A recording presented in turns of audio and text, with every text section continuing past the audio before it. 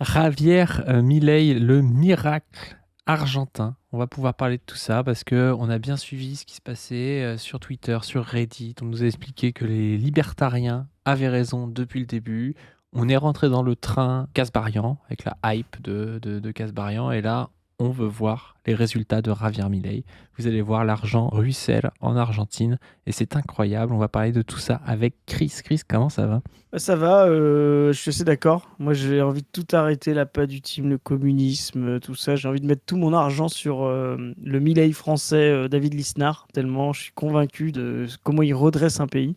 Vraiment, ça a l'air incroyable, le milléisme en Argentine. Et j'ai très très envie de manger du steak de bois. Tu vois, ça a l'air vraiment un banger alimentaire, quoi, de passer du steak de vache au steak de bois. Ça me fait envie, quoi. Comme tu dis, c'est le miracle, quoi. Voilà. Bah, on va peut-être commencer par tout ça parce que c'est vrai qu'il y a eu des bad buzz. Alors, on vous avait parlé de la viande d'âne consommée par les Argentins. On vous avait mis ce petit extrait où une journaliste commençait à consommer de la viande d'âne. Il y en a d'autres, hein, des extraits. Il y a celui-là aussi où ce mec nous explique, nous explique que maintenant il y a de la viande d'âne dans son épicerie, là, dans sa boucherie, je sais pas trop quoi. Ouais, ça donne pas trop envie. Et après, à la limite, en vrai, on pourrait dire, bon, il mange de la viande d'âne, d'accord. Par la suite, on a vu arriver l'histoire avec les steaks de bois. Alors là, c'est les Argentins ont découvert le seul bois comestible au monde. Il provient d'un arbre après Yacaratia, qui se trouve dans la province de Misiones. Alors tout le monde se foutait de leur gueule, alors qu'en vrai, c'est pas sympa. Je crois que c'était un truc de culture indigène et tout, de consommer cet arbre, ou je sais pas trop quoi. Mais c'est assez marrant parce que tu vois, les gars, ils ont 2 ans de libertarianisme, ils commencent à bouffer du bois, quoi. Moi, je croyais que c'était les pays socialistes qui provoquaient ce genre de choses. Il semble que les pays libertariens provoquent, soit avec l'expérience libertarienne dont on a parlé sur ma chaîne personnelle avec Antoine Goya, des combats avec des ours et des villes totalement colonisées par les ours, soit de la consommation de steaks de bois à la place de steaks de viande, parce qu'on rappelle quand même que l'Argentine, c'est le grand producteur de bœuf de qualité dans le monde et que les Argentins sont attachés à cette tradition.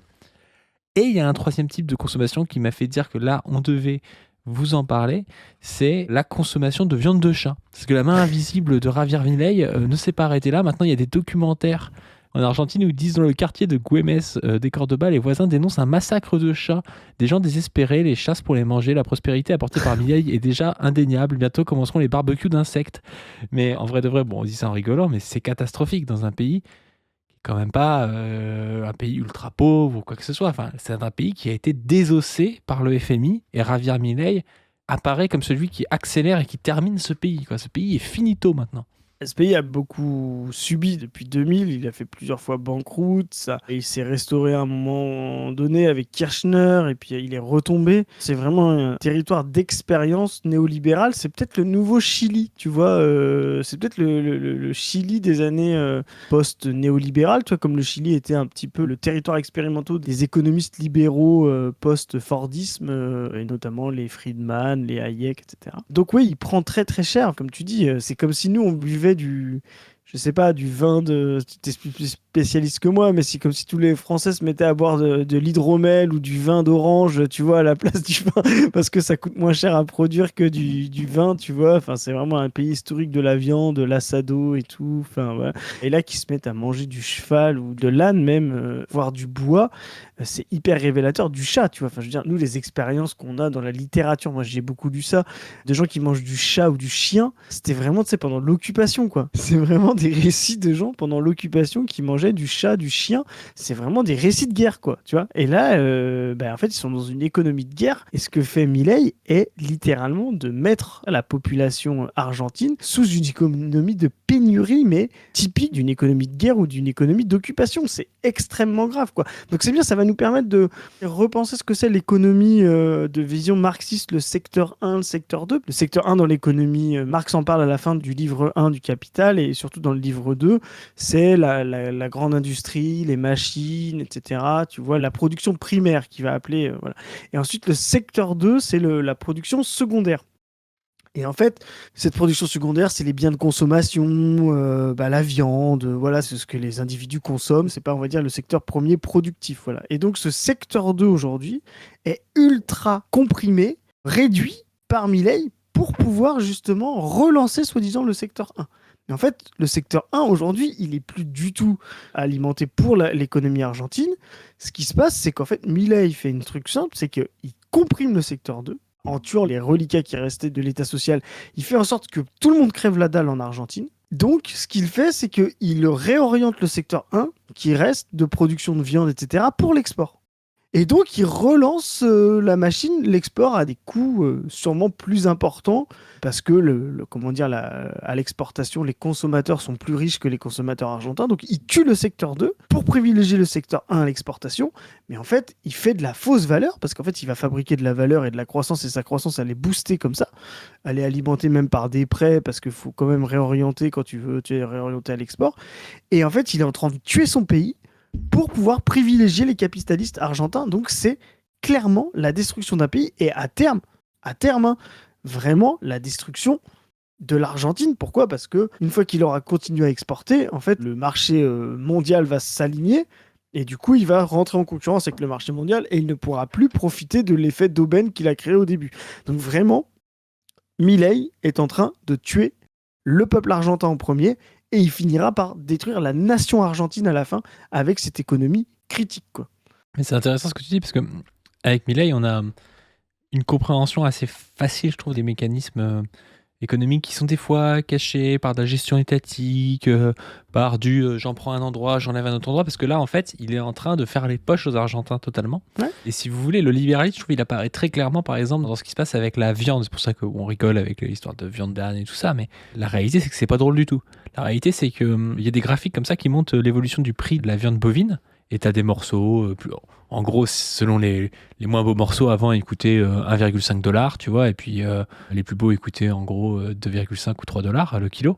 Et maintenant, ça va plutôt de 15 à 30, tu vois. C'est-à-dire les prix qu'il y a en France. Et là, c'est là que tu comprends en fait ce qui se passe. C'est-à-dire que le gars est en train de mettre en concurrence les acheteurs argentins avec les Européens, avec les Américains, avec les Japonais, qui vont aussi pouvoir payer plus pour cette viande bovine. Et à la fin, c'est ça le libéralisme. C'est-à-dire qu'il n'y a plus aucune barrière. Le mec qui produit, qui aurait pu acheter de la viande à 2 ou à 3, et en fait, il peut pas la payer 30, et puis le japonais, le français, ou le gars du centre impérialiste qui peut la payer 30, il la paye 30, et en fait, tu te fais déposséder de ta viande, et il y a juste un capitaliste, des gros agriculteurs argentins, des gros propriétaires terriens, qui vont gagner de l'argent là-dessus, quoi. Et ça, c'est vraiment le mécanisme de base. C'est exactement ça, et surtout que ça marche à court terme, parce que la compression, comme on dit, du secteur 2, là, comme on vient de parler, en fait, ce qu'il faut comprendre, c'est que la dissymétrie entre le secteur 2 et le secteur 1 a toujours été la cause des crises capitalistes. C'est ce que Marx explique dans le livre 2, que les gens n'ont pas assez lu. Et tout le développement de l'État intégré, c'est-à-dire de l'État qui régule, et surtout après le Fordisme, c'est justement d'avoir permis, par des lois qui maîtrisent les salaires des ouvriers, c'est-à-dire des consommateurs du secteur 2, de rééquilibrer entre secteur 1 et secteur 2 et d'éviter les crises de surproduction. Ce qui va se passer là, comme tu le dis avec Milei, c'est bien ça, c'est que là, il compresse le secteur 2, il fait en sorte que les Argentins ne puissent plus du tout consommer la production argentine. D'ailleurs, tu as une énorme désindustrialisation, enfin, c'est ultra violent. Ouais, on va en parler. Il réoriente le reste de production vers l'export, voilà, parce que c'est là où il y a le plus d'argent à se faire facilement, c'est-à-dire de plus-value à se faire. Sauf que le problème, c'est qu'à un moment donné, quand la viande argentine, puisqu'elle a comprimé tout le reste du secteur 2, c'est-à-dire les masques, elle va être obligée de vendre très cher, mais sur un marché qui va se réguler. Et donc la viande argentine, quand elle va arriver et qu'elle va monter en prix, et donc diminuer les marges des gens sur le marché international, notamment en France, on en consomme beaucoup, hein, de la viande argentine, voilà, et ben en fait, il va plus avoir aucun intérêt à acheter cette viande-là par rapport à acheter de la viande française. Donc ce qui va se passer, c'est que les consommateurs, à la fin, le marché va se réguler et le secteur 1 argentin va s'aligner avec le secteur 1 français. Alors là, ce sera la catastrophe parce que non seulement il aura détruit le secteur 2, il n'y aura plus du tout de consommateurs argentins et en plus, ils ne pourront plus écouler la production du secteur 1 et là, l'Argentine sera définitivement finie, elle sera en crise de surproduction. Donc ce qui attend justement Milei, demain, là, il a eu l'inflation, la disparition de la consommation interne et une fausse valeur, une fausse croissance faite justement par le dumping social qu'il a fait à l'échelle mondiale. Demain, c'est la crise de surproduction qui attend l'Argentine, donc c'est vraiment la catastrophe absolue.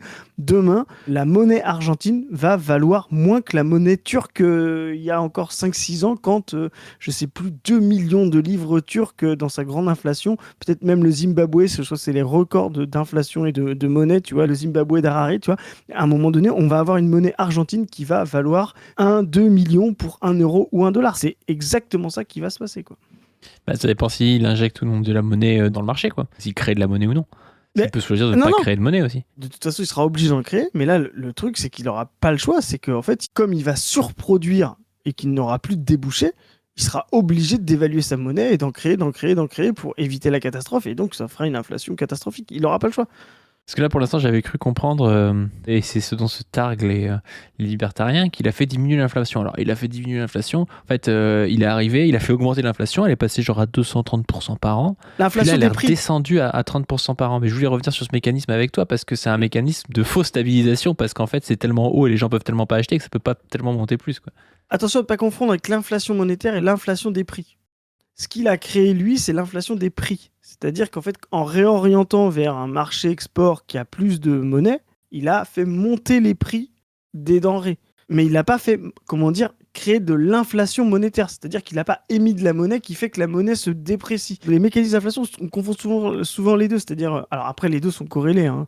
Quand vous faites beaucoup d'inflation monétaire, à la fin, vous faites une inflation des prix, mais qui est une dévaluation de la monnaie.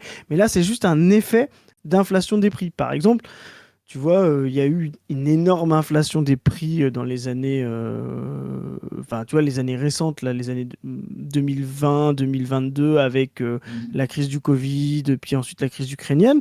En Europe, il n'y a pas eu d'effet de déflation et d'inflation monétaire au même moment. C'était vraiment une crise des prix, quoi. Et là, en fait, il est en train de faire ça, c'est une inflation des prix, et pour l'instant, qui n'est pas traduit par une inflation monétaire. Pourquoi ? Parce qu'il se fait financer en dollars. Voilà, c'est qu'en fait, il se fait financer en dollars, prêter en dollars par le FMI, par les États-Unis, et il n'émet pas de monnaie argentine en échange, tu vois. Donc, il contient une espèce d'inflation monétaire avec son inflation des prix, mais ça court à la catastrophe, parce que je te dis, à la fin, ça court à la crise de surproduction, et il sera obligé de dévaluer sa monnaie à terme, parce que sinon, ça ne tiendra pas. Les gens ne pourront plus dépenser de l'argent, quoi. Et je voulais revenir là-dessus parce que, en fait, si vous débattez avec un libertarien, il peut vous dire oui, mais il a fait baisser l'inflation, c'est plus que 30%. En fait, il faut que vous compreniez ce que ça veut dire. Vous avez de la viande qui coûte 3. Vous faites passer Javier Milei, il la vend à des Européens, des Américains, des Japonais, la viande coûte 20. Et après, il te dit, ouais, mais elle est passée que de 20 à 22 cette année. Mais en fait, elle peut pas monter infiniment, la viande. Donc, à un moment donné, il y a une sorte de plateau qui se forme avec l'inflation des prix, parce qu'en fait, les Argentins ne peuvent plus en consommer, et puis il n'y a personne dans le monde qui va en consommer jusqu'à ce que ça monte indéfiniment. Et ça, du coup, c'est un peu une confusion avec l'inflation monétaire qui pourrait, s'il continue à émettre tous les ans pareil, ben en fait, tous les ans, il y aurait une inflation qui serait stable.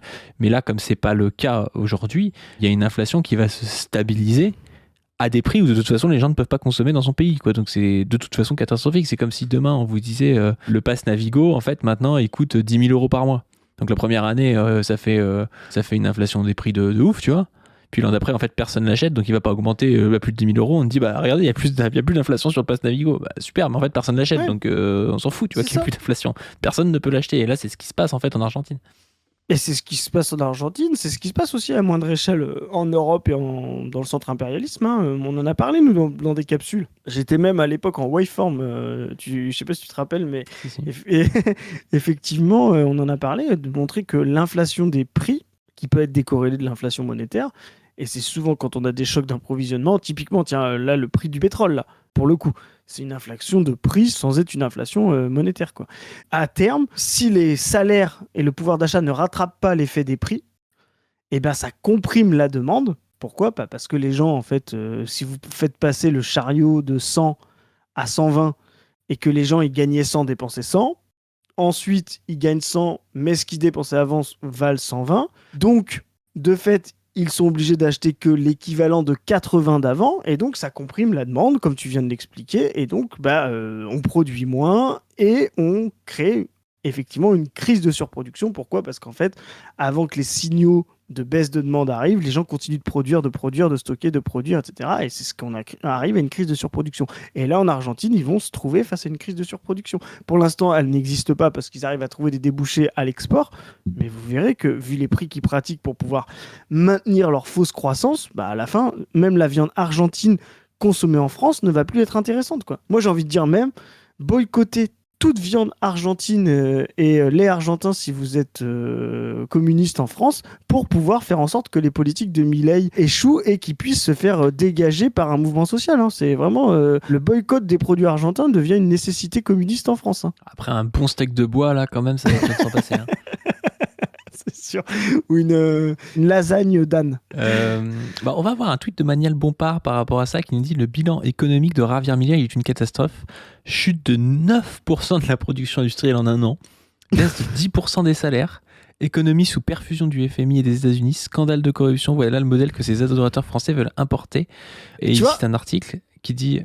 Alors là, c'est pas aussi simple en général, mais tu vois, la baisse de production industrielle, je sais pas c'est quoi la part d'export et production interne, tu vois, mais j'imagine que c'est quand même pour un pays comme l'Argentine du 80%, tu vois. Et tu vois, on a une baisse de 10% des salaires des gens et on a une baisse de 9% de la production industrielle, ce qui est normalement cohérent. Tu as un équilibre à un moment donné, si tu enlèves 10% du pouvoir d'achat aux gens, bah à la fin, tu es obligé d'enlever 10% de la production parce qu'il y a 10% de gens qui ont disparu pour pouvoir la consommer, quoi, tu vois, c'est logique. Oui, c'est intéressant, il met un extrait d'article qui dit: en réalité, la situation quotidienne des Argentins ne peut que se dégrader. La politique de Javier Milei sacrifie ce qui restait d'industrie dans le pays et détruit le tissu de PME tout en ravageant le secteur du commerce de détail. Ah oui, c'est sûr que si les gens ne peuvent plus acheter, le commerce de détail est baisé. Hein. C'est le secteur 2. Typiquement, voilà, c'est ce que Marx va appeler le secteur 2. On comprime le secteur 2, le commerce de détail, l'achat de biens de consommation, et à la fin, ça s'impacte sur le secteur 1, l'industrie, quoi. Les chiffres concernant l'industrie sont impressionnants. Selon l'INDEC, la production industrielle argentine a reculé de 8,7% en février 2026 sur un an. L'Argentine se désindustrialise à très grande vitesse et le commerce de détail n'est pas dans une meilleure situation. La chute est générale à l'exception du secteur pétrolier et chimique qui affiche une progression de 2,7%. Bah oui, aussi une variation des prix et tout. Mais certains secteurs naguère clés dans l'économie argentine sont en voie de disparition. La production d'automobiles recule de 24% sur un an, celle des biens d'équipement de 24,6%, la production de machines de chute de 20%, la production textile de 22,6%. Donc c'est vraiment une catastrophe. Et je trouve intéressant le tweet de Manuel Bompard parce que c'est quelqu'un qui est un petit peu intelligent et il dit: voilà le modèle que ces adorateurs français veulent importer. Il tacle un peu les Retailleau, les Lisnard et même les Bardella. C'est vrai que ces mecs sont complètement cons. Ils sont en train de sucer Milei au moment où Milei échoue. C'est-à-dire que Retailleau, il se prend en photo avec des tronçonneuses au moment où Milei est en train de voir apparaître dans son pays une crise majeure qui est liée à ses politiques. Et même les Bardella, encore plus les Lisnard, les Kasbarian et tout ça, mais même Bardella, il rentre un peu dans ce truc-là. Et c'est complètement con pour eux de faire ça. C'est vraiment le pire moment pour se revendiquer de Milei. Je sais pas pourquoi ils font ça et la gauche peut en profiter. Hein. Ça peut faire peur aux gens. Hein. Tu sais, c'est comme Trump, ça peut faire peur aux gens. Je pense que Bardella, c'est son soutien de con là à Trump. Il va le payer. Hein. Ouais. Mais de toute façon, il sera incapable de le défendre parce qu'économiquement, c'est un débile. Enfin, intellectuellement, même plus généralement. Mais là, ce que tu viens de décrire en termes de recul, faudrait vérifier. Hein, mais je pense qu'on est sur l'équivalent, voire même supérieur aux chiffres ukrainiens de recul en termes de production industrielle et d'économie depuis la guerre avec la Russie. Il faut se rendre compte que les politiques de Milei font reculer l'Argentine de la même manière que l'attaque de la Russie fait reculer l'Ukraine. Enfin, vraiment, il faut se rendre compte de la violence que subit l'Argentine. Je pense qu'on n'a jamais vu ça depuis la Grèce en Europe et sa restructuration post, tu vois. Parce que là, c'est les gens qui ont voté pour ça, quoi. Ouais, voilà, exactement, tu vois. Et comme tu dis, ça doit être investi par les forces de gauche, l'exemple argentin, pour montrer que la crise économique ne peut pas se résoudre avec du libéralisme, il ne fait que l'aggraver. Donc ça, c'est un cas général. Et sur le plan particulier, pour montrer aussi que les solutions de la droite et de l'extrême droite sont catastrophiques. Et moi, j'aimerais... Franchement, Bardella se liquéfie pour pas grand-chose en débat, mais quelqu'un qui lui montre les indicateurs de Milei et du Trumpisme en face à face et qui dit qu'est-ce que vous avez comme autre exemple, parce que nous, la gauche et encore plus la gauche de rupture, on en a des exemples justement, contester ça et faire une autre politique. Qu'est-ce que vous avez comme autre exemple de droite ou de droite libérale pour pouvoir porter votre politique ? Il est finito, il y a Viktor Orban qui a perdu. On a fait une capsule avec Zoé là-dessus, justement, sur l'état du monde et de l'Europe plus précisément face à l'extrême droite. C'est une catastrophe un peu partout, quoi. Et vraiment, il faut que la gauche de rupture s'en saisisse et qu'elle s'en saisisse de deux manières. Oui, dénoncer ça et aussi comprendre que l'état du monde demande une bifurcation anticapitaliste bien plus importante, et ça, c'est notre petite marotte là, que ce que propose la France Insoumise aujourd'hui, que ce que propose l'aile gauche des démocrates type Bernie Sanders ou Ocasio-Cortez aux États-Unis. Il faut un plan de reconstruction digne du plan en 45 de la libération pour pouvoir faire repartir les forces productives, quoi. Sinon, on ira, à l'échec. Et cet échec-là, il n'est pas neutre. Parce que si demain, une gauche de rupture ou de bifurcation arrive au pouvoir et échoue, là, vraiment, on se rapprochera du minuit moins le quart avec le fascisme. Voilà. Si vous pensez que Bardella est vraiment le fascisme, ce sera bien pire en termes de force fasciste si les forces de gauche arrivent au pouvoir et échouent à relancer les forces productives et à résoudre la crise du mode de production. Donc là, on n'est pas dans les années 30, on est plutôt dans les années 10, 20, et il va falloir faire en sorte qu'on ne fasse pas les mêmes erreurs que les gauches des années 10-20 à faire relancer l'appareil productif et à faire bifurquer le capitalisme du libéralisme austéritaire tel qu'on le voit chez Milei en 4K, comme on dit. Alors, il y a des gars qui essaient de own Manuel Bompard qui lui disent quand on parle avec des Argentins, ce n'est pas la même version, bizarrement. Ils gagnent tous plus d'argent. Ah Ça oui. me fait rire parce que Manuel Bompard, il a un article.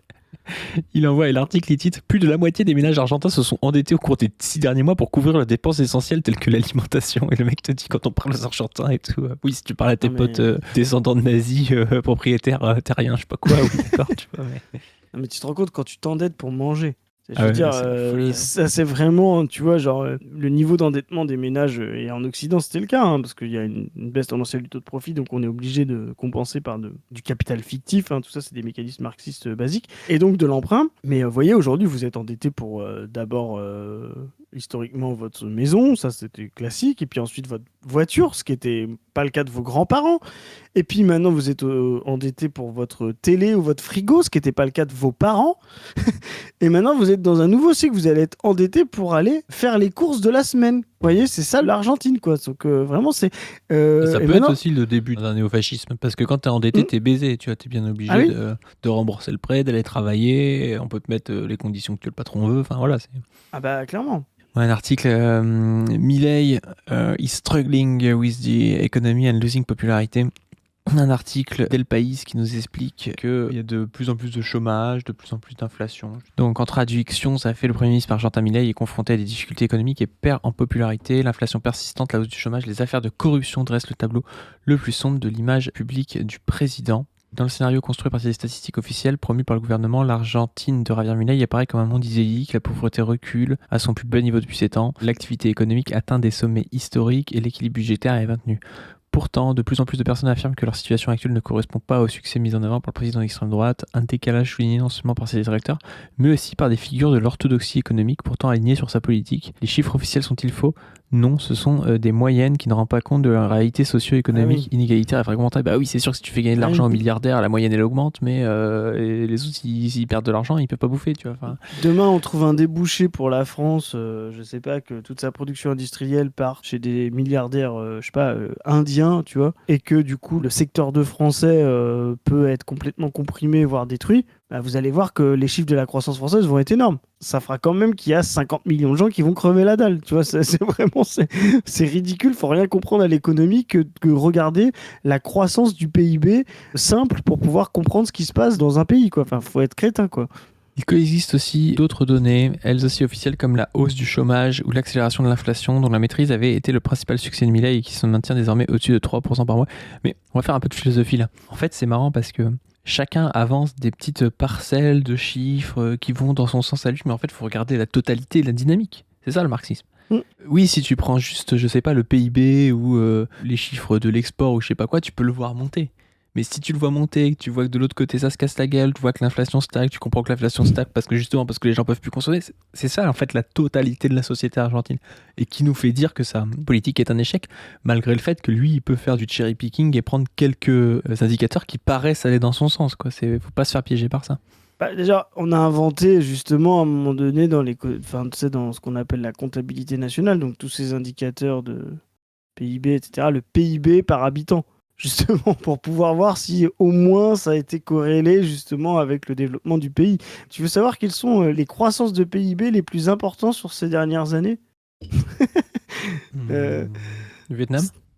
Il y a le Vietnam, mais c'est pas dans les trucs. Il y a le Sud-Soudan, le Guyana ou la Libye. Tu vois, c'est vraiment des pays qui partent tellement de loin, Bah oui, tu vois, bien sûr. et qui sont tellement orientés vers l'économie extérieure qu'en fait, les gens crèvent littéralement la dalle, mais tu te dis, ah bah le PIB là-bas, il marche tellement bien. Donc c'est vraiment des arnaques absolues en termes d'indicateurs, quoi. Sinon, bien joué. Si on veut parler d'économie plus stable, etc., les économies qui se tournent vers l'export, notamment les pays qui essayent de concurrencer la Chine, on a l'Inde, les Philippines, le Vietnam, etc., qui sont, à mon avis, pas des pays dans lesquels l'intégralité des libertariens voudraient vivre ou vendre comme économie modèle, quoi. Voilà. Dans ce contexte, le mécontentement social se propage, alimenté par les scandales de corruption. La quasi-totalité des sondages d'opinion indique que la cote de popularité du président est au plus bas. Alors, je voulais vous montrer par rapport à cette histoire de sondage d'opinion et de corruption, un truc qui est sorti.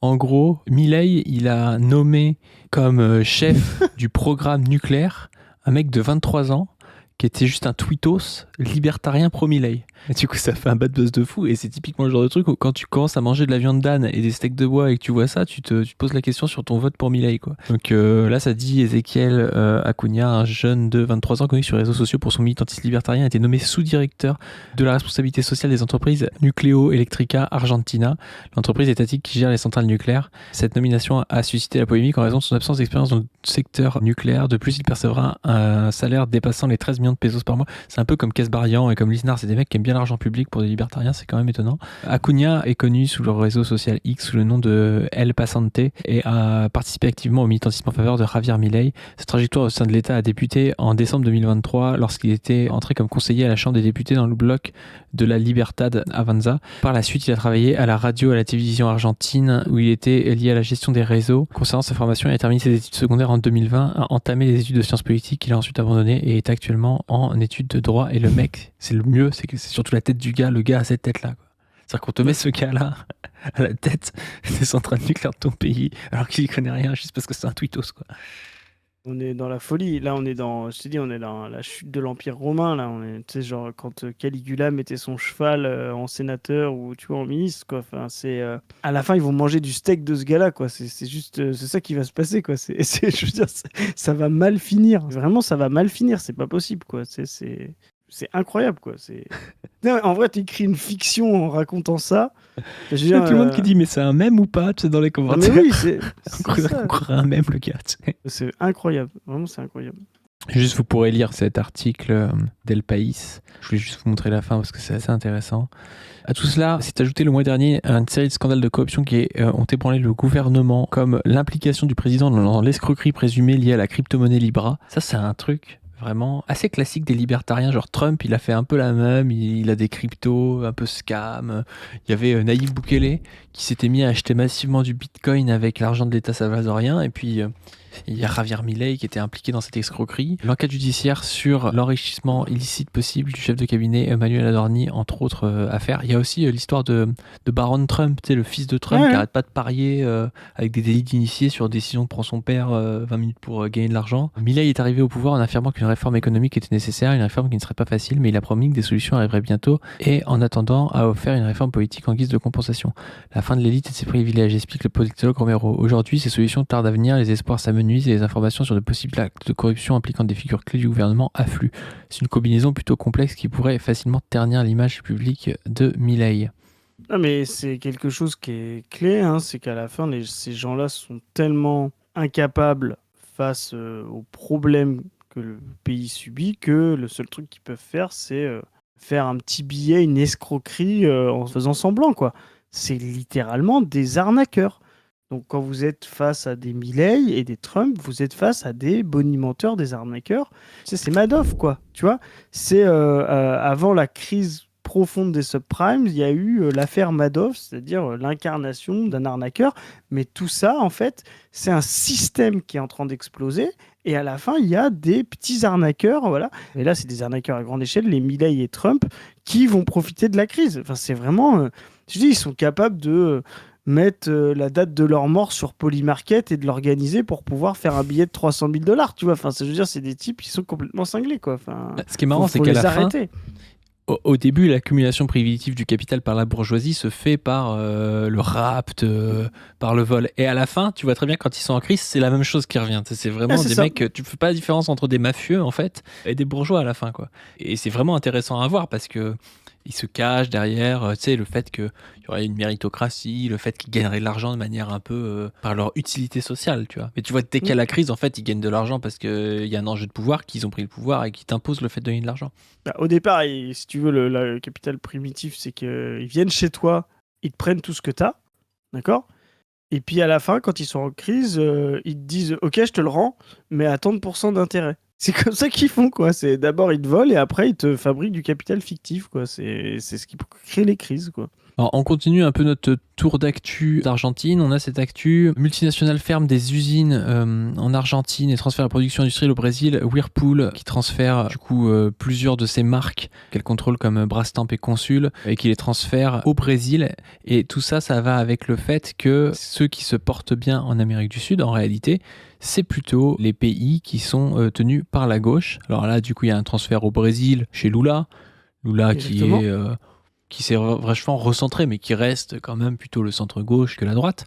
On a énormément de satisfaction de gens dans leur population, comme Claudia Sheinbaum, par exemple, au Mexique, comme Gustavo Petro en Colombie, par exemple. On a aussi une info comme le fait que la Colombie a remboursé la totalité de sa dette au FMI. Et ça, c'est très intéressant parce que c'est l'inverse de Javier Milei. Javier Milei, là, aujourd'hui, l'Argentine, c'est le pays qui emprunte le plus au FMI. Et on voit quoi? On voit qu'un libertarien qui te dit « il faut arrêter d'emprunter », faut rembourser la dette. Et c'est comme ça qu'on va relancer son industrie. Son industrie est en train de se barrer dans des pays de gauche et sa dette augmente.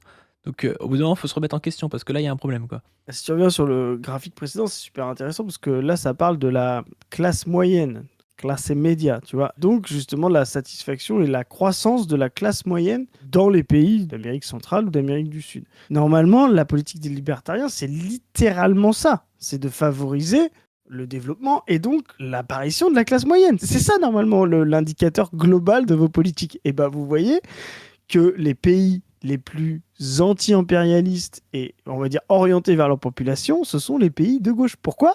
Et parce qu'en fait, la classe moyenne n'existe que, par rapport à ce qu'on a dit, par le développement du secteur 2. Si l'Occident, le centre occidental impérialiste, aujourd'hui, a ce niveau de confort pour même le prolétariat ou la classe moyenne, c'est aussi par l'échange inégal, etc. Mais c'est parce qu'il a favorisé le développement du secteur 2. Donner des aides à la consommation, donner des minimums sociaux, donner de la sécurité sociale publique, etc. Ce que font tous les pays de gauche. Quand vous laissez le libéralisme prédateur et violent, vous détruisez le secteur 2, vous paupérisez la population, et donc vous ne créez jamais de classe moyenne et de développement du pays. C'est mathématique. Et comme tu le dis, à la fin, ça désindustrialise. Pourquoi? Parce que des gens qui crèvent la dalle, voire même qui n'ont pas les moyens de dormir parce qu'on leur a coupé l'électricité la nuit ou parce qu'ils n'ont pas les moyens de payer l'essence pour aller jusqu'à l'usine, ben c'est pas stable pour pouvoir avoir des usines là-bas. Tu vois, donc il vaut mieux avoir même des usines et des investissements de capitaux étrangers dans des territoires stables où il y a des routes qui sont maintenues, où il y a des gens qui dorment la nuit et qui mangent à leur fin leur journée, parce que sinon tu ne peux pas produire, quoi. Donc vraiment, les libertariens sont des crétins. C'est vraiment la leçon de Milei, quoi. Ce qui est intéressant là-dedans, c'est que quand tu vois ce développement d'une classe moyenne, si les bourgeois étaient machiavéliques, tu vois, s'ils comprenaient bien ce qu'il faut faire, ils ne feraient pas de politique agressive comme ils font. Parce que la réalité, c'est que le développement de la classe moyenne, ça peut être le renouveau du néolibéralisme dans ces pays-là, parce que c'est des classes qui ont porté le néolibéralisme. Ah oui. Sauf que si tu fais comme Trump, que tu arrives, t'insultes tout le monde, tu fais la guerre partout, bah, ces classes moyennes-là, elles vont préférer Lula à Trump, tu vois. Elles vont préférer même Sheinbaum à Trump, tu vois. Alors que c'est typiquement des classes qui pourraient voter pour un Glucksmann, tu vois. Bon, il y a un peu une Glucksmannisation de Lula hein, quand même, mais tu vois ce que je veux dire. C'est d'ailleurs quelque chose, quand on avait tourné l'interview là pour On ne veut plus avec Thierry Doron, on avait parlé après l'interview, il m'avait dit, mais tu sais, un des gros problèmes de la révolution au Venezuela, c'est la classe moyenne, c'est qu'il y a une grosse classe moyenne historiquement au Venezuela, et c'est des gens qui sont pas révolutionnaires non plus à fond, quoi. Ils peuvent soutenir le chavisme et tout, mais dès que ça commence un petit peu à avoir un bras de fer, ben, c'est pas les gens qui ont le moins à perdre. Et donc, c'est des gens qui peuvent se ranger derrière une solution. On leur dit non, mais en fait, on arrête un peu la révolution, mais on récupère des aides des États-Unis, je sais pas trop quoi, tu vois. Enfin, c'est des gens qui peuvent avoir cette tendance-là, quoi. Et ça a une vraie problématique. Alors, évidemment, quand les mecs ils viennent en hélico capturer ton président, là, tu braques cette classe moyenne derrière Delcy Rodriguez, tu vois aussi. Donc, c'est là aussi où il faut pas être con, tu vois. Mais les États-Unis aujourd'hui et les bourgeoisies autoritaires sont pas assez machiavéliques. Enfin, elles font le jeu de la gauche aujourd'hui. Mais c'est une vraie dialectique qui traverse tous les pays capitalistes avancés. Quand tu veux sortir de la paupérisation, le prolétariat, tu développes une classe moyenne. Mais plus tu développes une classe moyenne, moins tu rends révolutionnaire le prolétariat. Pareil pour les pays anti-impérialistes, tu vois, là, ils vont être confrontés, genre, parce qu'ils sont anti-impérialistes, vraiment concrètement, Mexique, Venezuela, ils ont développé une classe moyenne. Maintenant, il faut faire en sorte qu'elle reste anti-impérialiste et révolutionnaire maintenant que son confort a augmenté, tu vois, c'est tout ce... Et comme tu dis, effectivement, ces bourgeoisies-là, national progressistes, ont moins de problèmes parce que justement, ils restent quand même en périphérie. Voilà, alors qu'au centre, bah voilà, t'as vraiment le confort maximum. En Chine aussi, d'ailleurs, c'est intéressant parce qu'en Chine, il y a une classe Exactement. moyenne qui se développe de plus en plus. Peut-être que si les États du centre impérialiste passaient pas leur temps à taper sur la Chine, peut-être qu'en fait, ils arriveraient à taïwaniser la Chine, tu vois. C'est ça, Parce que je exactement. pense qu'aujourd'hui, comme le pays se développe et qu'en plus de ça, on leur chie à la gueule dans l'ordre international, il n'y a aucune raison que la classe moyenne se retourne contre le Parti communiste chinois, tu vois, aujourd'hui. Tout à fait. Et c'est là où c'est intéressant ce que tu disais, tu dis s'ils étaient machiavéliques. En fait, ça veut dire que s'ils étaient conscients. On a toujours l'impression que la classe bourgeoise est mieux consciente de sa position de classe que le prolétariat. Et ça, c'est vraiment un problème de fond. La bourgeoisie est moins consciente de sa position que le prolétariat. Alors là, tout le monde va dire quoi, comment ça, etc. Non, la bourgeoisie ne comprend pas ce qu'elle fait. C'est ce que Marx développe dans le Capital quand il dit qu'il leur jette un pavé à la gueule. Il leur rappelle qu'ils ne comprennent pas l'économie politique. Ils croient et ils sont victimes d'un grand concept du fétichisme de la marchandise. Ils croient qu'ils se soumettent à des effets qu'ils sont eux-mêmes en train de fabriquer. C'est ce qu'on avait expliqué dans une capsule en disant des gens, ils voient la courbe monter, tu sais, dans Polymarket, et du coup, ils se disent, ah bah, faut que je mise dessus. Alors qu'en fait, c'est parce qu'ils misent dessus que la courbe monte, tu vois. Et que c'est parce qu'il y a d'autres gens qui misent dessus que la courbe monte, tu vois. Et Toute donc, ressemblance avec la courbe de David Lisnard, président en 2027, ne serait que fortuite. fortuite. Voilà. Et donc, tu vois, ils sont victimes du fétichisme de la marchandise. Ils ne comprennent pas que les effets de l'économie mondiale ne sont que des effets humains. Ils pensent qu'il y a une loi naturelle, etc. Pourquoi ça marche mieux chez eux? Parce qu'en fait, la réalité de leur confort est adéquate à la maximisation de leur activité en tant que classe. Ce qui n'est pas le cas du prolétariat. C'est ça la problématique du prolétariat. C'est que le prolétariat, quand il agit dans le sens de son ennemi, le capitaliste, c'est-à-dire en tant qu'individu prolétaire qui va au travail, qui ferme sa gueule, etc., il arrive à obtenir des subsides.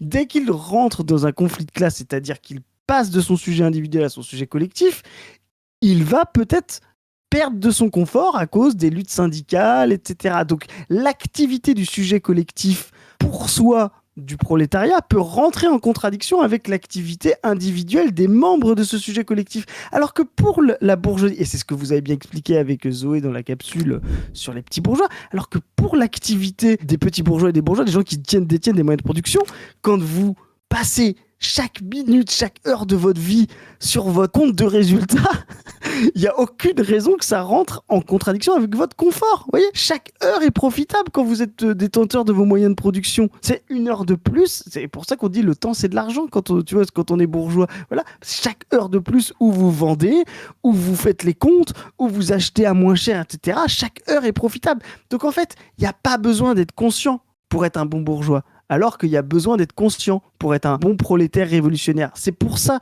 qu'il y a un écart systématique entre les deux. Et que les bourgeois sont bien moins conscients de leur position de classe, mais bien plus efficients pour la pratiquer, quoi. Ouais, mais ça, c'est vraiment quelque chose de central, quoi. Et juste pour les marxistes 10e Dan, on dit parfois classe moyenne. On sait que la classe moyenne n'existe pas, que c'est des couches moyennes, blabla. Mais Classe intermédiaire. c'est dit comme ça dans le tweet et les gens comprennent ce que c'est. Mais oui, c'est pas une classe en soi parce que ce qu'on appelle classe moyenne, ça renvoie en général à des couches intermédiaires dans le salariat généralisé, mais ça inclut aussi parfois des indépendants aussi chez les sociologues, donc on comprend pas exactement ce que c'est, tu vois. Non, ce qu'on pourrait appeler vraiment classe moyenne, si vous devez donner un terme, nous, marxistes, pour ça, parce que c'est un vrai mouvement, c'est, on va dire, l'intégration du prolétariat à la consommation et au confort de la production mondiale, quoi. Bon, on a gardé le meilleur pour la fin.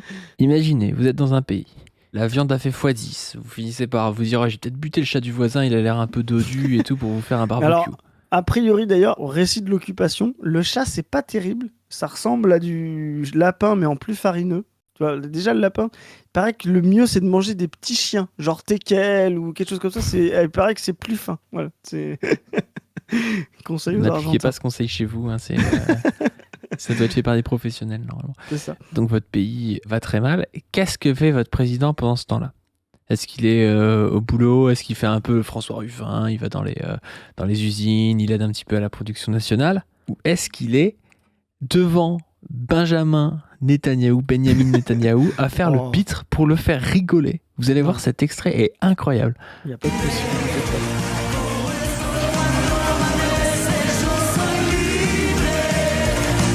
Imaginez le président de votre pays est sur scène en train de faire le teubé devant un mec qui a génocidé.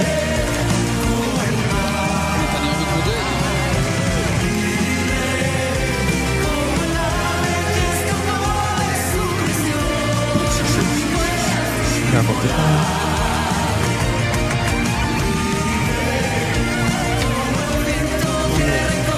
Mais ça n'a aucun sens. Le gars, c'est vraiment un putain de clown, quoi. Là, c'est vraiment une double humiliation, quoi. Tu vois, le gars est un clown de A à Z. Parce que déjà, il est allé au mur des lamentations, machin, c'est ça. Tout, en plein génocide, donc déjà, c'est foireux, tu vois. Mais alors ça, c'est vraiment humiliant, quoi. Soutenu par les plus gros débiles de la planète. Alors, les Argentins les connaissent sûrement pas, les Sardoches, comment ils s'appellent, les Mos Majorum, tu vois ce que je veux dire? Vraiment. En plus, on vous fait bouffer du cheval. Vous êtes obligé d'emprunter pour aller acheter du pain ou du beurre. Voilà. Et comme si c'était pas suffisant, votre président, il est sur scène en train de faire le clown pour amuser un génocidaire. Mais vraiment, les Argentins, je suis désolé, moi j'ai un respect pour l'Argentine, ne serait-ce que pour le football, tu vois. Vous pouvez pas laisser faire ça. C'est pas possible. Vraiment, mais faites quelque chose, quoi. Franchement, tu sais ce que je pense? S'ils se révoltent pas dû. Moi, je pense qu'il faudrait leur enlever l'étoile sur le maillot et la redonner à la France pour cette séance de pénalty bidon là qu'on a perdu en 2022. Ce peuple ne mérite pas la dignité d'avoir une troisième étoile sur son maillot si c'est pour se laisser humilier comme ça face à ce génocidaire de Netanyahou. Je dis non, quoi. Voilà, donnez le ballon d'or. Il va faire comme Maria Corina Machado. Mais là, il va donner l'étoile à l'équipe d'Israël. Bon, bref, on va s'arrêter là. Sur ce, on est en plein dedans, hein. Allez voir notre campagne sur le printemps anti-impérialiste. Alors, il y a la campagne d'affichage, vous rejoignez le Telegram, on ne veut plus constituer un groupe d'une quinzaine de personnes. Première commande partie, chef. Hein, ouais, 2100 affiches sont parties. Une première commande dispatchée en 4 points, je crois. Ouais, c'est ça, exactement. Donc voilà, d'autres commandes vont suivre, évidemment, mais on ne voulait pas non plus trop tarder à faire la première, comme la campagne avait déjà débuté. Donc ouais, si vous constituez un groupe d'une quinzaine de personnes, vous élisez un binôme paritaire et vous nous contactez sur le site On ne veut plus, il y a un mail, vous pouvez nous contacter. N'hésitez pas aussi à vous abonner à cette chaîne, aux différentes chaînes, à aller voir la chaîne YouTube On ne veut plus et à donner sur le Tipeee, c'est ce qui nous aide le plus, notamment les dons mensuels. Un petit don mensuel nous aide toujours plus parce que ça nous permet de planifier, hein, on est des communistes, on aime planifier qu'un don en une fois, parce que voilà, on sait qu'il y aura de l'argent qui va rentrer tous les mois et ça nous permet de salarier des gens, enfin voilà, ça nous permet de voir à long terme. Sur ce, on vous dit à plus. Salut les gens.